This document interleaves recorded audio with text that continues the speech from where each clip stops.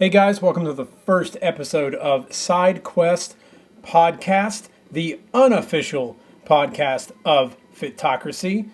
Please like us on Facebook. You can find us there. You can also check us out on Twitter at SideQuestFM. And you can also follow us on Instagram at SideQuest Podcast or check out our Google Plus page, SideQuest Podcast. I hope you guys enjoy. Please let us know. Leave comments. Email us at sidequestpodcast@gmail.com and subscribe to us on iTunes. And please enjoy the show.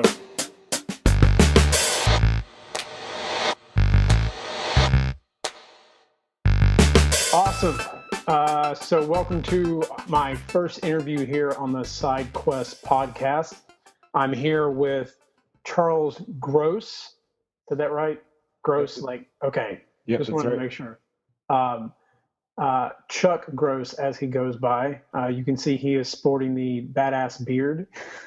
I have not grown mine out yet because it's not cold enough in Virginia for me to grow it out yet. Anyways, welcome to the podcast. I hope you guys enjoy. I'm just here to talk to Chuck a little bit about his story and where he comes from and how he dropped 200 pounds, the goals he had, and, you know, what he can give out as advice to others. So Chuck, welcome. Thank you. Glad to be here.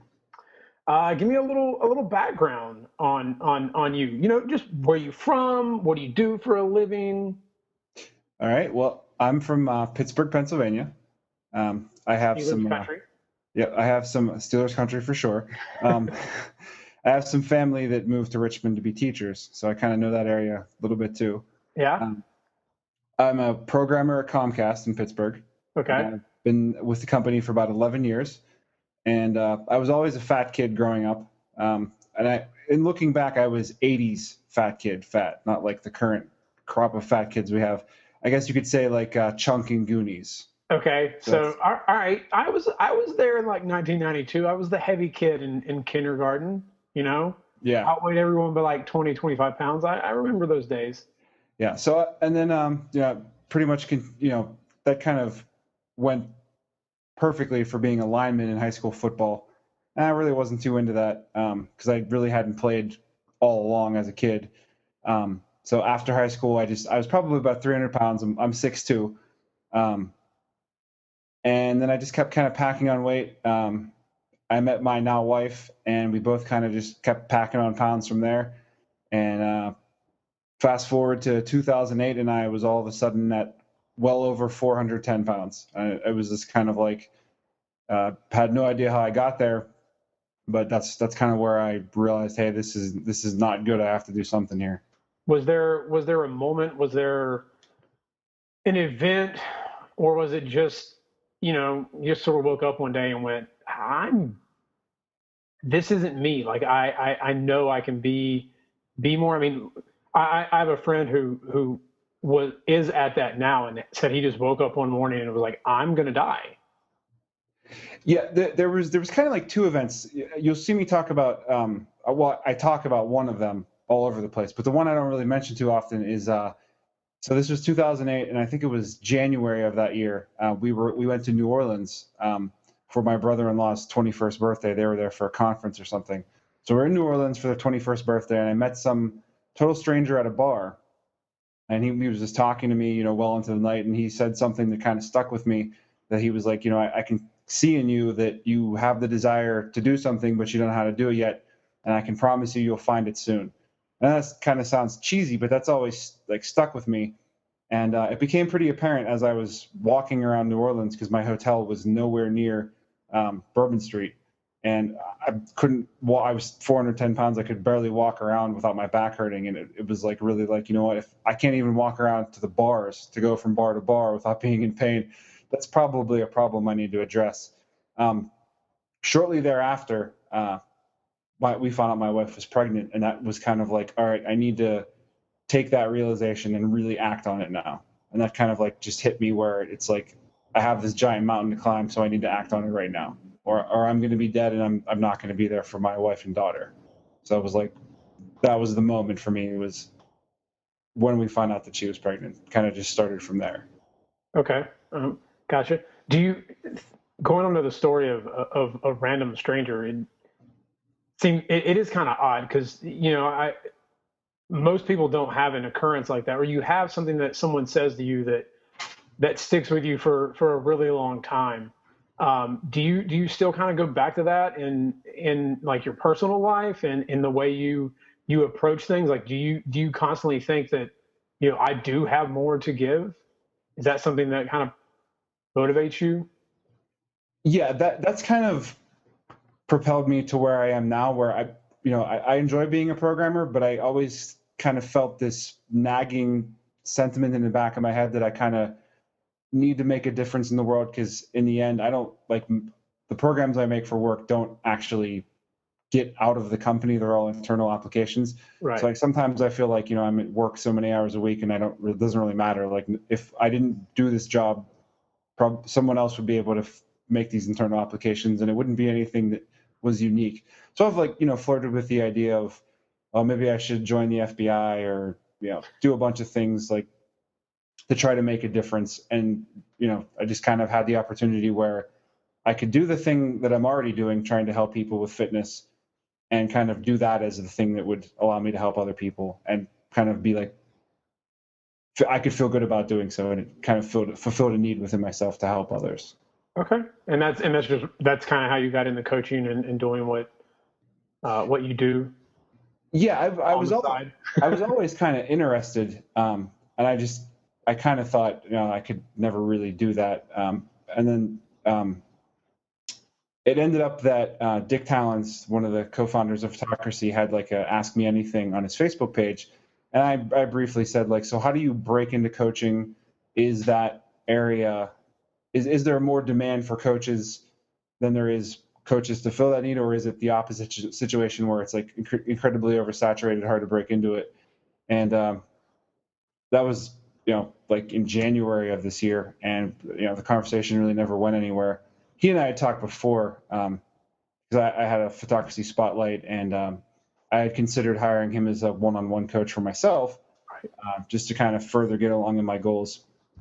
And then over the summer, the conversation just kind of weirdly picked back up, and next thing I knew, the week after that, I was starting my first class. So it just kind of was kind of flying by the seat of my pants, and that's kind of where I am today. Is I just got you. And starting. you started your first class on photography. Um, what are so how did you design the program? Being someone who's new to coaching in that aspect, um, what are your goals for the people that are in that, and how did you come about designing that? Well, this sounds crazy for me to say out loud. It's actually the third class started yesterday, because I set the demand as like, okay, I could deal with 5 people, because I don't have Right. any experience doing so. I could easily fill 5 people, and then people just kept coming, and was getting a little bit overwhelmed, so it's kind of had to space it out. So what I wanted to do that was a little bit different was that even though photocracy is centered around the exercise portion, uh, I wanted to target people that were in the case where they had 100, 150, 200 pounds to lose, because what will work for them or what they may need to do would not necessarily apply to people that are already working out. So Right. from what I saw, there are people that were interested in fitness, were on photocracy, but they weren't actually tracking workouts, but they were still members. So I tried to approach it from, I'd looked at other coaches' programs, and a lot of them had some similarities. The coaches applied some different methodologies, but generally it was the combination of nutrition and exercise. So I wanted to have it to be a little bit different, where the nutrition was the primary aspect, and the second part of it was activity, but finding something that you loved. Okay. Everyone, it's not really like debated that for effective fat loss, you want to retain muscle through weightlifting, blah, blah, blah, blah, blah. But if you don't love doing that, you can't really get someone that's 200 pounds overweight to buy into the whole fitness thing if it's not something they enjoy. If someone's 400 pounds and they don't want to go into a gym because they think people are staring at them, they're never going to stick with the program. Right. And at that point, you've lost them already. So I Right. wanted to find something that took it back to the basics, but also was based on principles that you could get away from the mindset of being on a diet and off a diet. Because that's one of the problems that I've encountered myself, was that some of the mistakes I made along the way of losing 200 pounds was I would get in this mindset of everything has to be perfect. And when it's not perfect, then I'm off the rails, and it would lead to binges and things like that. And so I've tried to design what I'm showing to people as there's no honor on diet or off diet. This is simply just the way things are for now. And that if you can live with them, then you can lose that weight and keep it off for good. Excuse me. Right. No, that's amazing. I know for myself personally, I'm a victim of that on my own, where I did a photography class before my wedding back in February, and I kind of annoyed my wife, fiance at the time, because that was so hardcore. It's like, no, I have to hit this. I have to do this. I have to do it. And I discovered, at the end that if I was off a little, it wasn't that big of a deal. And then I had to find a way, which is really what I'm trying to do now in my life, is find a balance, like finding that balance where I'm doing the things that are good for my body in the gym, outside of the gym, in the kitchen, outside of the kitchen, but still being able to go out and enjoy some bourbon or some beers with my friends. Or if I want to eat some fried dough at the state fair, I partake in a little, not the whole thing, a little. And I think that's one of the things that I feel in, personally, I'm in the process of reading the ACE certification to become a personal trainer. Hey, I am too, actually. Yeah. This is my final semester for my undergrad. I went back to school. As part of my lifestyle change was I realized that a lot of the skills that I'd gained, I could apply to other areas of my life. So I decided to go back to school a couple of years ago. So this is my final semester.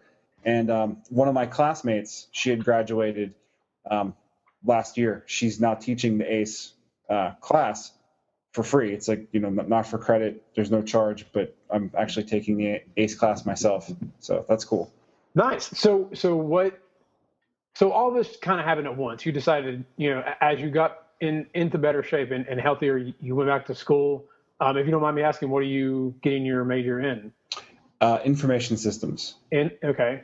So you plan on staying in the tech field, which is better than having a theater degree like this guy. That doesn't pay so well. So that's good. What are your plans post grad? Do you want to keep doing coaching like on the side? Do you want to, is that your idea? Is that you're gonna kind of stay in IT as like pay the bills and do this as a fulfillment kind of thing for yourself?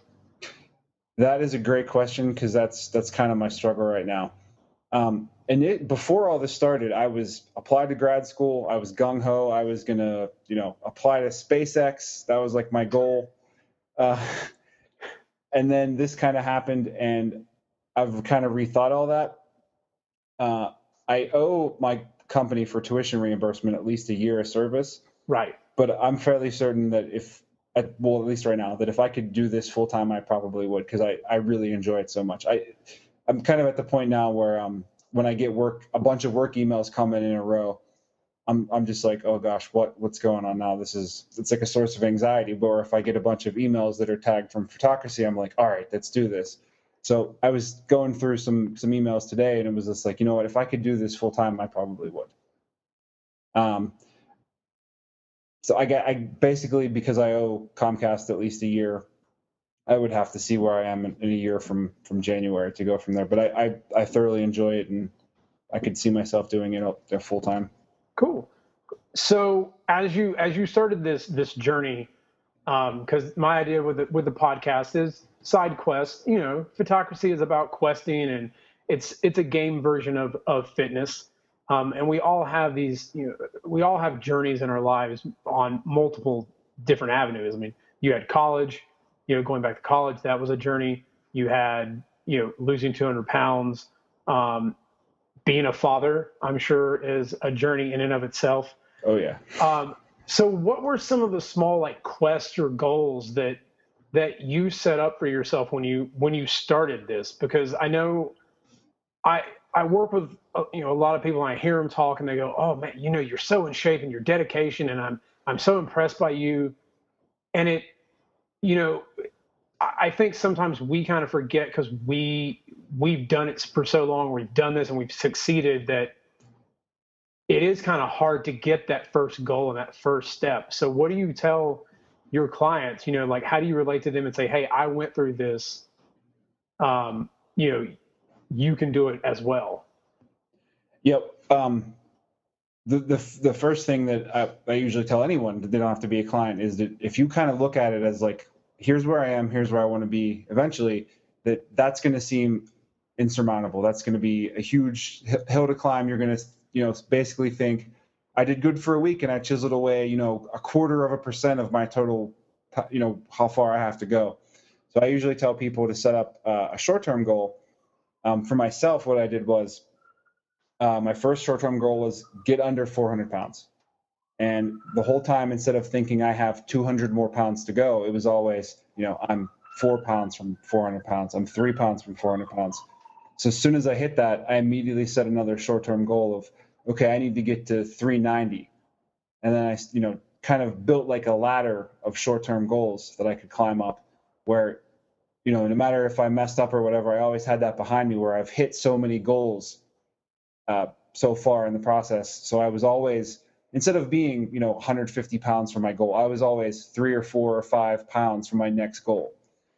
In parallel to that, since I was lifting weights the entire time, I would always try to have an easily attainable, but just beyond my reach fitness goal too, whether it was, deadlift body weight or my eventual goal that was to be able to do a pull-up. Being a fat kid, a pull-up was something I thought that was like my holy grail, that I'd never be able to do it.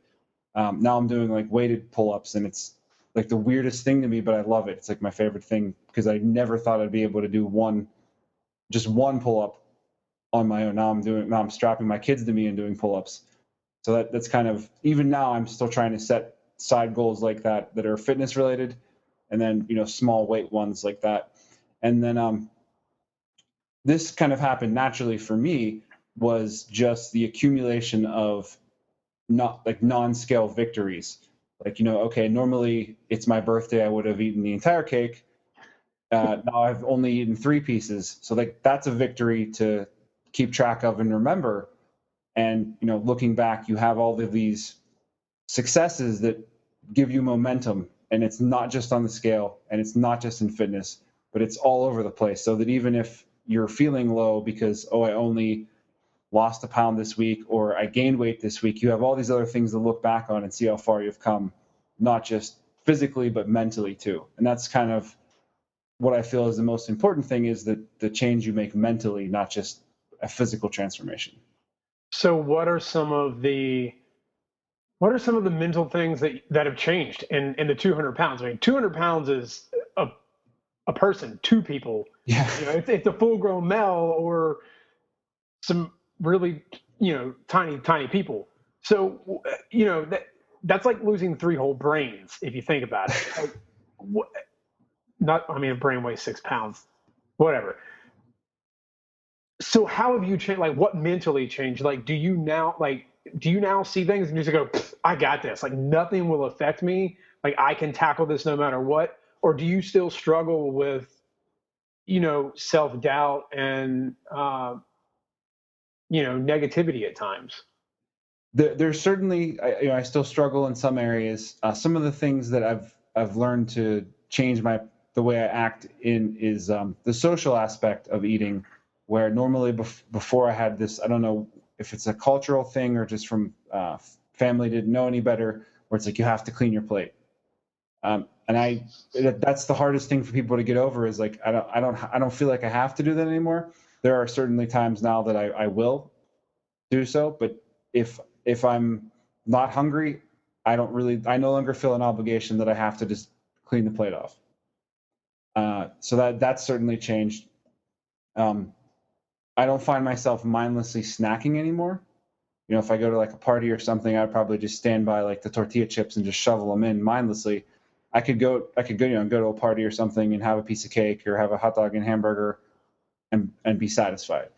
The one thing that I can't seem to get over is when I watch TV, I have to eat something. So whenever I don't get to watch too much TV, but when I do, I like to have a snack during it. So I'll make a snack that kind of fits in with my goals. But if I'm watching TV and I'm not eating something, I'm just like thinking about why am I not eating something. I do sometimes struggle when I've kind of gone over my goals and kind of reining it back in where I've already messed up. I might as well just go a little bit more. And part of that was the slippery slope of, oh, well, it was deadlift day. If I eat a little bit more, it'll help me recover from my deadlift. So it's okay. So I this year has been about, for me, overcoming that a little bit more and kind of having my weekends being a little bit more moderate, because during the week, during work, I don't really have a problem, but sometimes on weekends when there's all kinds of social things going on, I was almost erasing my progress and going a little bit off the deep end. Nothing that would like cause me to rebound or anything, but it was just enough that was undoing everything that I was doing during the week. Gotcha. I think a lot of people, in things I've read and other podcasts I've listened to and listening to other people talk, the weekends are always the toughest. Yeah. Luckily, I guess for me, my wife is in grad school, so I'm at home most of the time, but she's doing homework. So getting to some of your blog posts that you mentioned, and you kind of touched on that here. The one that really stuck out to me and made me want to interview you for one of my, the first interviews with the podcast, was the one about, scheduling and fitting in the luxuries. I think for so many people, you hear dieting and people are like, oh, well, no more chocolate, no more cupcakes, no ice cream. I got to eat chicken and broccoli and brown rice. Like that's what they think you have to eat the entire time. So when did you kind of discover that, what, I can enjoy these things and still meet my goals? And how do you teach others that, what, you can have a cookie, just not 12 of them? Well, the first year, well, maybe 9 months, while my wife was still pregnant, I was stricter than like the strictest bodybuilder. Like we would go out to dinner somewhere and I would bring my food with me. And after a while, I was like, people are like staring at me, and there's nothing wrong with doing that if you want to do that. But it was kind of causing me anxiety over the fact that, I have to stick to this or I'm not going to lose weight. And then I kind of went the opposite direction and found that I could do that and still lose weight. And that really drove home the point for me that, the calories are what causes the weight loss. And really the food choices are what makes you feel good while doing it. So I just kind of naturally arrived at that balance. So the end result was basically I pick the things that I want to eat and then kind of backfill in the things that I need to reach my goals. And people at work give me crap for this all the time, where they're like, do you eat anything but chicken and hard-boiled eggs? And I'm like, have you seen my Facebook? I'm constantly checking in at places, and I eat wings 2 or 3 times a week, and I post a different picture of beer on my Facebook, 3 or 4 times a week. It's like, the reason I'm able to do that is because I'm eating hard-boiled eggs for breakfast and chicken for lunch and carrots and salad. And then I fill everything else in with the things that I want to do. So just tell everyone it is the balance. Like, today I had a pumpkin, and I fit that in. I met my goals, but I plan to have the pumpkin as the first thing in my day, and I work backwards from there. So and that like you said, that was my first article because that was the one that was most important to me. That if people could do that, they wouldn't feel like they were on a diet or off a diet. It was simply, you either planned well enough or you didn't. And that really boils it down to, you have a choice to plan ahead and enjoy the things you want to do and still hit your goals too, because it's not impossible. Okay, Cool. So what are your goals now? I mean, are you continuing to lose? Are you just kind of like maintaining, chilling? Are you trying to bulk up a bit? You know, everyone always has. I'm cutting. I'm bulking. I'm doing this. What are you doing now? Okay, I'm glad you asked that. So the lowest weight I ever was like 198 pounds, and to get there from say 220, which is where I seem to naturally land when I'm not very strict and not tracking every day, like 220, 230. So I've bounced back and forth between like 200 pounds and 230 pounds, up and down for 4 years. Like you could basically say that my weight loss was from 410 to 200 pounds was 2 years. And then the past 4 years have been back and forth. Over time, I've been lowering the average of what I bounce back to, but I'd like to be closer to 200 pounds. I'm about 215 right now. For the past year, I actually hired a coach myself, Benjamin Tormey. I'm not sure if you've heard of him. I think Dick Talons uses the same coach. That's kind of how I heard of him. So I've been working with him for the past year, and his approach has been to very, very, very, very slowly bring my weight down. So it's probably taken me a year to lose 15 pounds, but I'm no longer seeing these gigantic swings. One of the biggest problems of having lost 200 pounds is that if I ever take a week off and I don't track and eat like I want to eat, I get these huge water weight swings where I think like one Christmas, I gained 28 pounds on the scale in like 5 or 6 days. And, that's incredible. It's obviously I didn't gain 28 pounds of fat or whatever. It was probably mostly water, but it was incredibly uncomfortable. Like none of my clothes fit instantly. I was like, my socks were hurting my ankles because they were swelling.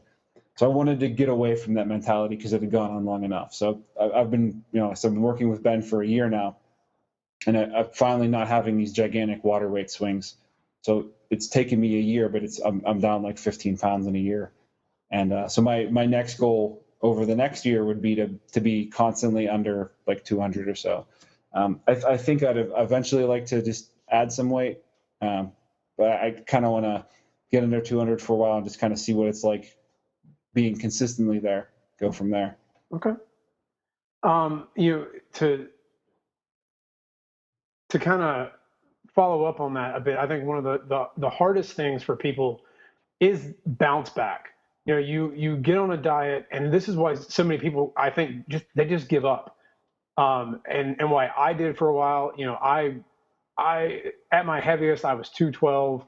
I'm only a lowly 5'9". But I was at 212 and then went down to like 190 by doing P90X, and then went back up to around 200. And then for the last 4 years, I think the smallest I got down to was like 158. But my honeymoon, I didn't track anything on my honeymoon. It was a big bounce back. I imagine, yeah. Haggis. Oh my yeah, you God. went to Scotland, right? Yes. Oh my God. It was so haggis. It's so good. I don't even know what the macronutrients are, but it's so good. Um, but I got up one morning and I got on the scale and I was dumbfounded. And a part of me, wanted to say, no, you've got to, you erased all this hard work that you did. And I kind of thought about it throughout the day as I was sitting at work, and I was like, you did put in a lot of work, but you did something that you wanted to see for once in your life. You always said, I only want to see a six pack once.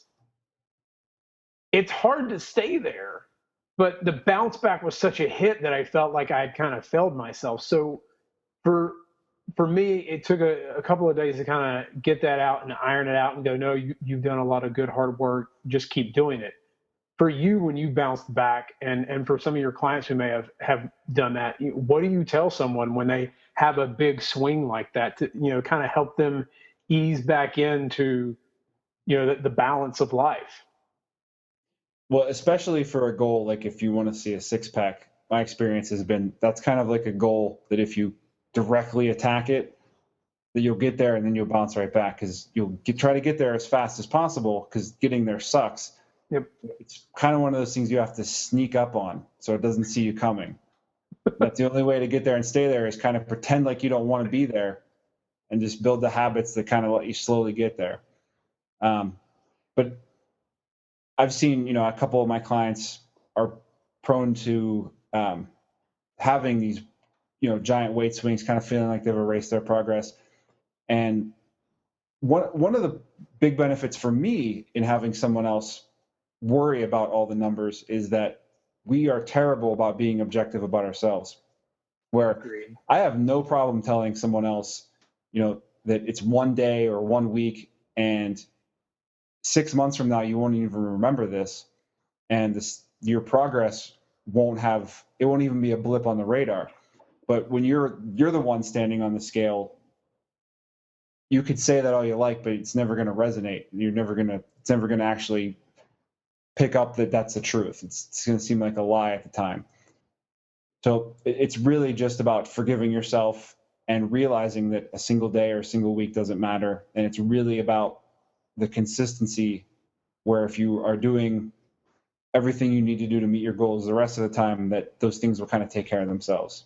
And I think part of it is as long as you are including the things you love the whole time, I think people are going to be less likely to binge as far as like, okay, now I'm off my diet. I'm on a week break. I need to fit in.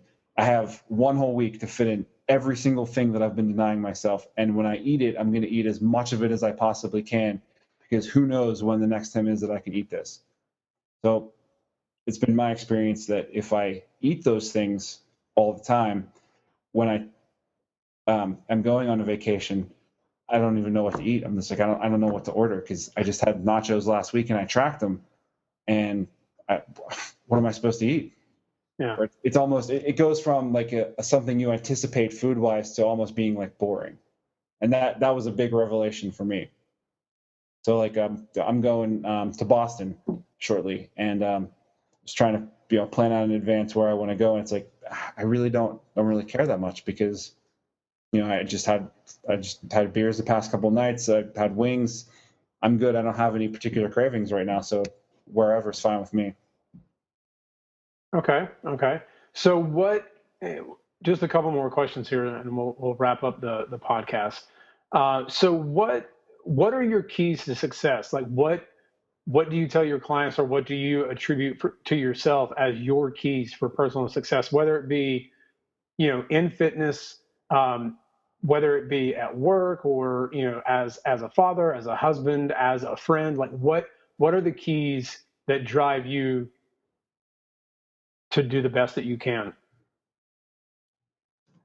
Well, I think the primary thing is remembering why you're doing it. You have to be doing it for yourself rather than because someone else is telling you to do it or pressuring you to do it or any outside forces. Like, I want for work reasons, I want people to like me at work, blah, blah, blah. I think it's most important that you're doing it for yourself and you keep clear sight of that reason the whole time. Because if you ever find yourself wondering, why am I putting myself through this? If you can't clearly answer that, it's going to be really hard to stick to whatever plan you have, even if it's a reasonable one. If you cannot think of a good reason to continue, you're not going to continue.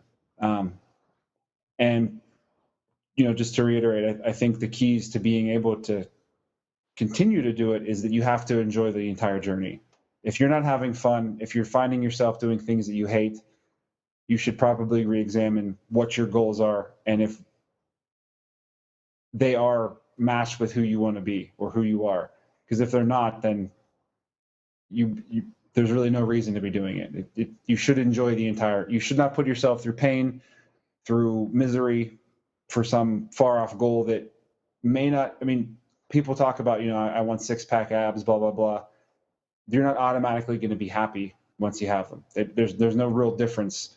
90% of the population no one cares.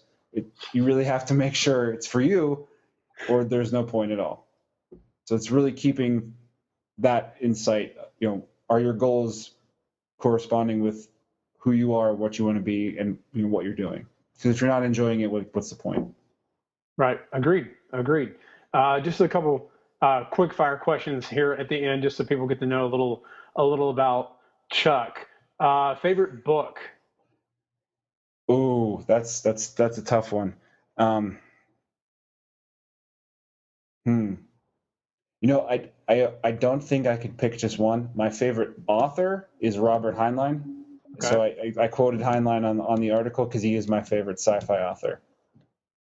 I couldn't pick just one of his novels. I love them all. I grew up reading his novels, or like young adult ones, and then he kind of branched out into more adult fiction. So I kind of grew up reading novels in order that he wrote them. Okay. Cool. What is the one song on your workout list that you really hate to admit to people that you have on that list? Wow, that's a good question. There's a South African rap band group called Die Arntwood, I think is how you pronounce it, and the song is called Fatty Boom Boom. And, it's not work safe. If you look it up on YouTube, the video is not work safe. And my wife just gives me this ice cold stare every time I have a basement gym. Every time I put that on in the gym, I sing to it, and she just gives me this ice cold stare every single time I put it on. So I try to save that for like days when I'm trying to hit a PR or something. Okay, all right. I may have to go check that out. Yeah, let me know what you think. What movie or TV show are you watching on Netflix right now? Well, I work for the cable company, so I don't do Netflix too much. I get all the channels for free. Oh, lucky you. Well, I just finished The Strain, and I've recently gotten into Doctor Who, the current Doctor Who. See, I'm a giant nerd, and it's the one thing that like the nerd inside of me is going, you haven't watched this. All your friends love it. You know you would love it. I'm like, just don't have the time.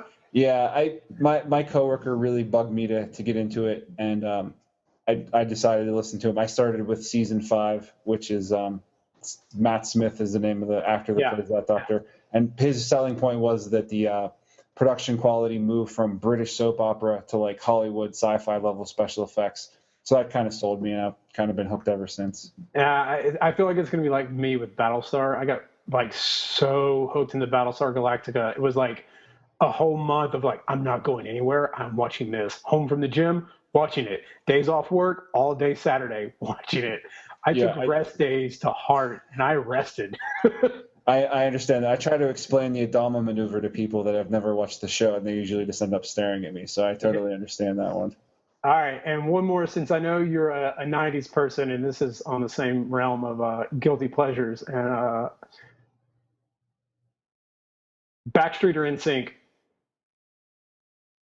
Admit it, there was one you had a couple songs on a mix CD. I'll have to go with Backstreet Boys. Okay, all right. So, Chuck, thank you for joining me on the Side Quest podcast as my first guest here. I had a good time learning about you and your goals and where you've come from in losing 200 pounds. I think what a lot of listeners, I hope a lot of listeners someday can take from this is that consistency is the key. Just stay consistent. Don't let your shortcomings and your trip ups keep you down. Just know that just stay smart, stay on track. And I kind of like to tell people, throw the scale out the window. It's just a number. It's just like age. It's just a number. And as long as you feel good and your clothes are getting looser and looser and your doctor says you're in great shape, the weight is just, it's a number. But if people want to find you, where can they find you, Chuck? I am on Facebook as Chuck Gross Fitness. I'm also chuckgrossfitness.com. And if you want to see yummy pictures of food, you can always add me as a friend too for now until I reach the limit. and I'm on Photocracy as Uziel. It's Uziel. Okay. All right. Well, Chuck, thank you for coming on. And guys, hope you enjoyed. And we'll see you next time.